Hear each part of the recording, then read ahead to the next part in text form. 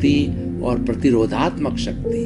भाई और बहनों, ये दो किनारे हैं, दो शब्द हैं, शक्ति और प्रतिरोधात्मक शक्ति।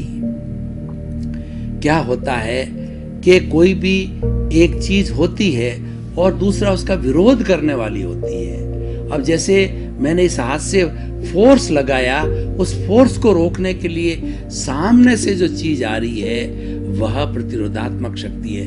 मैंने ये एक्शन किया, इधर से रिएक्शन आ गया, ये प्रतिरोधात्मक शक्ति है। एक्शन के हर एक्शन के साथ में रिएक्शन होता है, हर शक्ति के साथ में एक प्रतिरोधात्मक शक्ति काम करती है, तभी संतुलन होता है।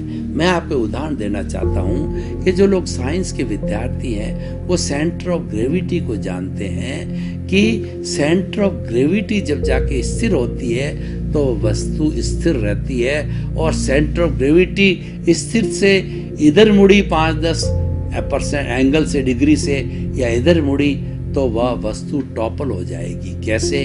देखिए कि हम चल रहे हैं, चलते चलते मान लीजिए हम थोड़े अनबैलेंस हो गए, हमने सामने वाले एक्शन रिएक्शन दे करके, प्रतिरोधात्मक शक्ति दे करके हमने अगर बॉडी की सीजी को सही किया तो हम स्थिर हो जाते हैं, और सीजी को सही नहीं किया और कई बार सही नहीं हो पाती तो हम गिर जाते हैं। ठीक उसी तरीके से ये पृथ्वी की जो सेंटर ऑफ ग्रेविटी है, जिस कील पे पृथ्वी घूम रही है वह सूर्य के इर्द गिर्द ये पृथ्वी घूम रही है, और पृथ्वी के इर्द गिर्द जो है वो उसके एक्सिस के ऊपर चंद्रमा घूम रहा है।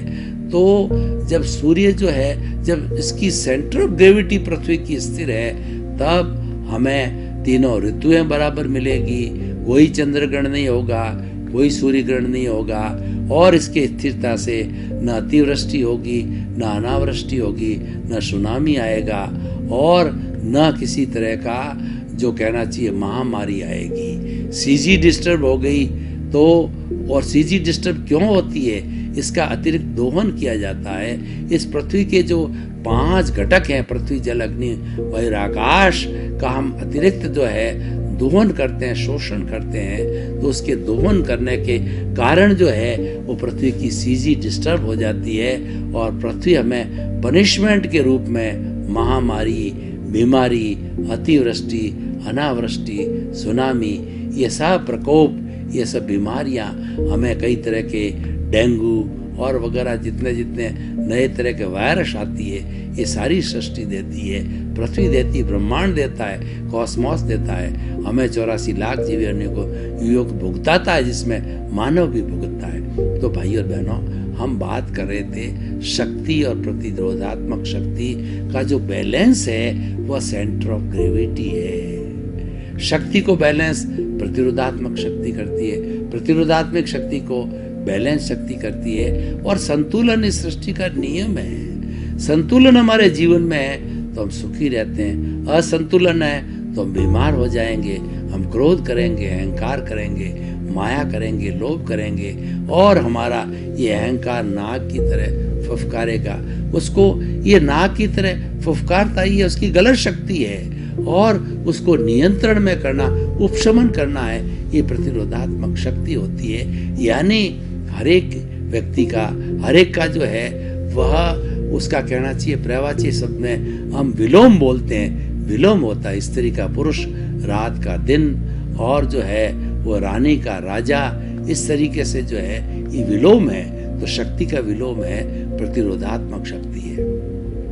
अब देखिए, शक्ति 2 तरह की होती है।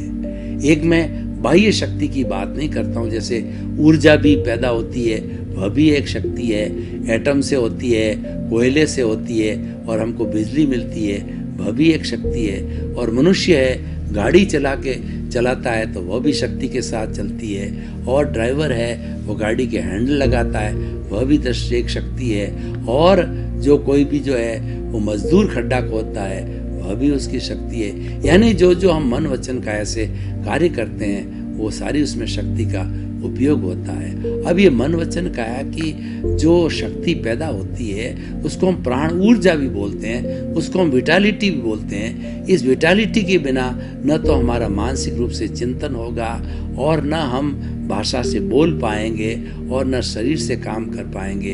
हम इतने निढाल हो जाएंगे, इतने बीमार हो जाएंगे कि खटिया पर पड़े ही रहेंगे और व्यक्ति कोमा में भी जा सकता है, डिप्रेशन में भी जा सकता है। इन सब का कारण है विटालिटी की कमी होना।